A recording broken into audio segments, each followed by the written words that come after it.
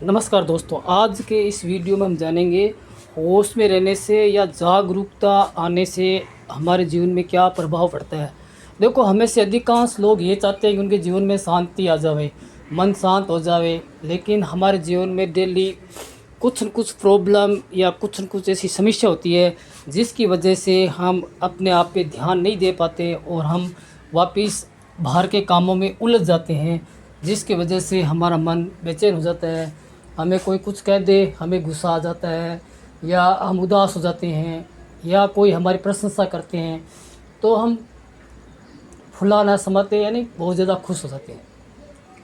दोस्तों, जीवन में जागरूकता लाने के लिए हमें अपने आप पे ध्यान देना होगा, अपने आप को जानना होगा। जब तक हम अपने आप को नहीं जान पाएंगे, अपने मन को नहीं जान पाएंगे, तब तक हमारे जीवन में कोई बड़ा परिवर्तन नहीं आएगा। हम रोज़ सोचते हैं कि सुबह उठकर एक्सरसाइज करेंगे, एक्सरसाइज करने से बहुत सारे फ़ायदे हैं, ये बात हम अच्छी तरह से जानते हैं, लेकिन हम एक्सरसाइज नहीं कर पाते, हम आलस्य कर देते हैं। तो आलस्य क्या है? आलस्य मन की एक प्रवृत्ति है। मन हमेशा हमें रोकता है या हमें उन कामों को करने देता है जो हमारे लिए फ़ायदेमंद नहीं है। जैसे जिन लोगों की नशा करने की आदत पड़ चुकी है, तो अब वो नशा छोड़ नहीं पाते क्योंकि मन उसका आदी हो गया। मन तभी काम करेगा जब उसको वो चीज़ मिलेगी। ये हमारे जीवन में हर पल हर रोज़ घटित हो रहा है, लेकिन हम उसको समझ नहीं पा रहे हैं। जैसे बहुत सारी हमारी बुरी आदतें हैं जिनसे हम पीछा छुड़ाना चाहते हैं, लेकिन अब हम उनका पीछा नहीं छुड़ा पा रहे हैं। इसका कारण हमारा मन है, क्योंकि हमने मन को राजा बना दिया। हमारा मन हमारा राजा बन गया, मालिक बन गया, और हमारा मन अब हमें कंट्रोल कर रहा है।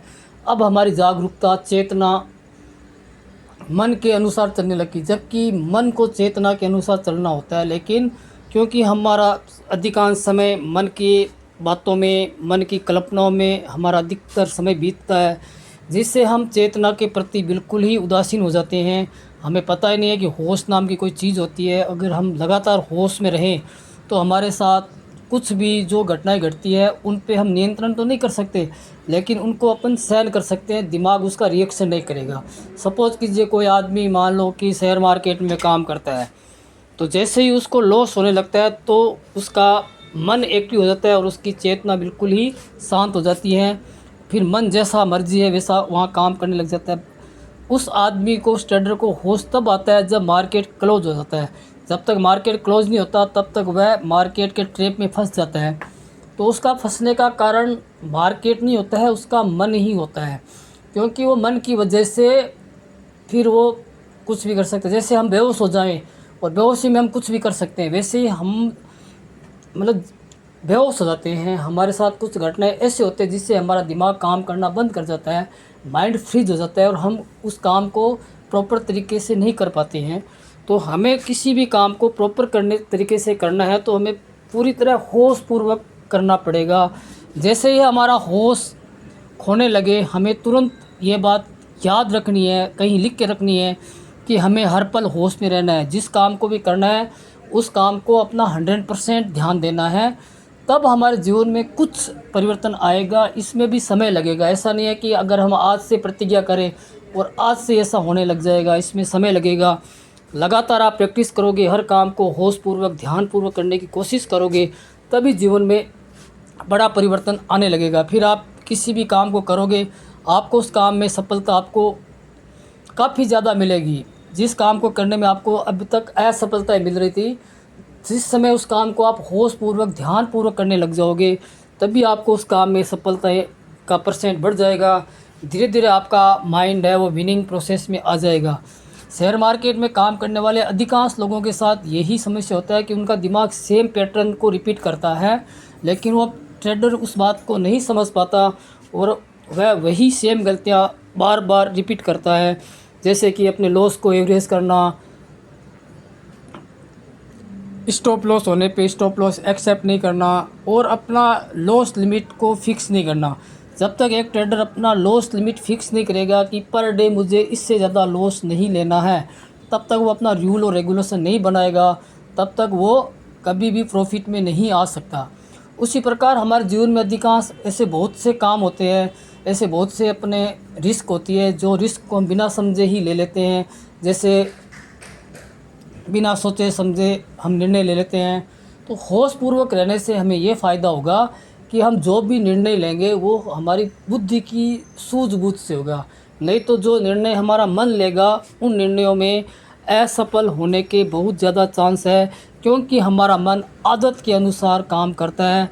जो आदत, जो पैटर्न हमारे पास्ट में बन चुकी है, हमारा मन उसी को भी रिपीट करेगा। तो अपने मन को समझने के लिए, अपने मन की कल्पनाओं को समझने के लिए, अपने मन की इच्छाओं को समझने के लिए अपने आप पे ध्यान दो।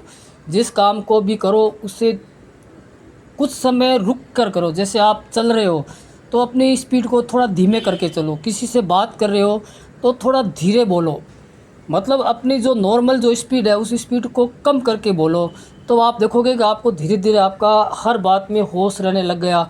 जैसे अपन किसी से बात करते हैं तब भी हमें होश में, जब हम चल रहे हैं तब हम होश में, अगर हम खाना खा रहे हैं तो अब अगर हम खाना खाने की स्पीड को स्लो कर देंगे तो हम खाना भी ध्यान से खाएंगे। इस प्रकार अपने जीवन में हम जो भी काम करते हैं उन काम को हमें धीरे धीरे होशपूर्वक करना है। जैसे जैसे हम उन कामों को होशपूर्वक करेंगे वैसे वैसे हमारे दिमाग की जागरूकता बढ़ेगी, हमारी चेतना बढ़ेगी और हमारा जीवन शांत हो जाएगा। हमें फिर अनावश्यक डर नहीं लगेगा, अनावश्यक लालच नहीं आएगा। फिर हम जो अपनी भावनाएं हैं हम उनको बैलेंस कर पाएंगे। नहीं तो भावनाएं कभी हमारे बैलेंस नहीं होते हैं। जब गुस्सा आएगा तो इतना ज़्यादा गुस्सा आएगा कि बाद में हमें पछताना पड़ेगा कि यार ये बात हम नहीं करते, ठीक था। लेकिन जो चीज़ हो चुकी है उसका तुम कुछ नहीं कर सकते। आगे से ऐसी गलती ना हो उसके लिए अपने आप को होशपूर्वक रखना पड़ेगा, आपको जागरूक होना पड़ेगा। अपनी गलतियों के प्रति आपको जागरूक होना पड़ेगा। जो गलतियाँ आप बार बार रिपीट कर रहे हैं उन गलतियों को आपको देखना होगा, समझना होगा, तभी आपके जीवन में कुछ सफलताएं आएगी। तो दोस्तों ये वीडियो आपको कैसा लगा कमेंट में ज़रूर बताना। कृपया मेरे चैनल को लाइक करना, सब्सक्राइब करना और ज़्यादा से ज़्यादा लोगों तक शेयर करना। धन्यवाद दोस्तों।